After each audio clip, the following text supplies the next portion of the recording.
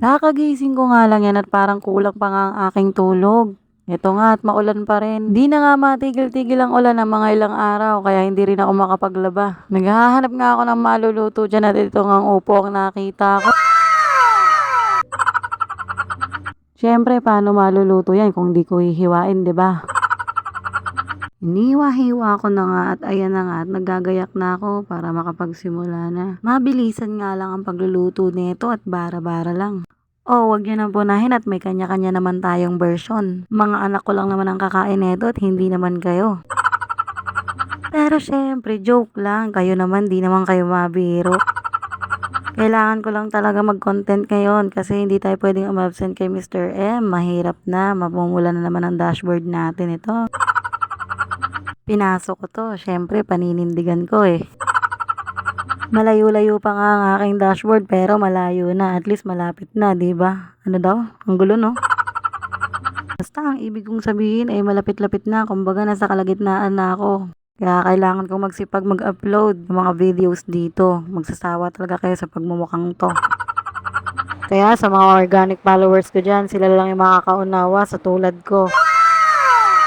At nagpapasalamat ako kasi nandyan pa rin kayo, nananatili nakasama ko. Road to 3K naman na tayo, di ba? At least kahit mabagal, organic naman at umuusad naman na tayo. Pasensya na nga pala at umuulan, kaya medyo maingay na naman sa background. Heto nga at nag-isa na ako, mabilis ang luto nga lang tulad ng sinabi ko. Nilagay ko na nga rin yung gulay para mapakulo na. At hinalo-halo ko na nga para mapaibabaw na mga nasa ilalim. Ang hirap talagang mag-voice over kapag marami kang kalaban tulad ng ulan at ng mga construction. Pero sige hala, gawa pa rin ang video. Ginusto mo yan eh. Hinalo-halo ko na nga lang tong gulay para tuluyan ng maluto.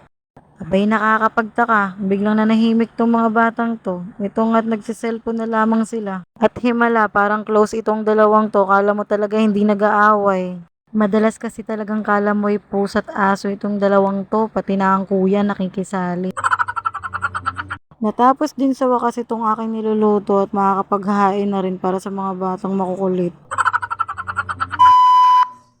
Nagulat nga ako nang biglang dumating itong aking asawa na may dala pang pasalubong, lansones at kwek-kwek para peace offering daw kasi di daw sana siya uuwi. Tapos ay biglang sumulpot. Heto na nga at pinagsasaluhan na namin ang kanyang dala. May bata nga dito na akala mo ay aagawan. Excited yarn. Favorite nga rin kasi nila ang egg. Nabasa nga siya ng ulan at nagpapalit na. Meron ngang inaabot sa akin tong aking asawa at ito nga akala ko ay siopaw. Diyos mio marimar, powder pala. Powder sabon panglaba.